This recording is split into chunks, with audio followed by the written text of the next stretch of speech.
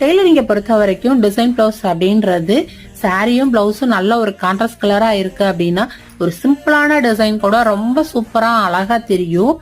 ஆனா இந்த மாதிரி கொஞ்சம் டல்லான கலரா இருக்கு அப்படின்றப்ப அந்த டிசைன் நம்ம என்ன டிசைன் வைக்கிறோமோ அதுகளை வந்து லேஸ்ல தான் வந்து அட்ராக்ட் பண்ற மாதிரி வைக்கணும். இந்த பொண்ணு இந்த நெக் பேட்டர்ன் தான் கேட்டிருந்தாப்ல. அதே போல கொஞ்சம் பட்டையான லேசா பார்வையா இருக்க மாதிரி வச்சு கொடுங்க அப்படின்னு சொல்லியிருந்தாப்ல.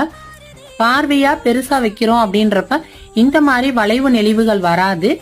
சிறுசா இருக்கதான் அந்த இடங்கள் வளைவு நெளிவு ரொம்ப அழகா வரும்.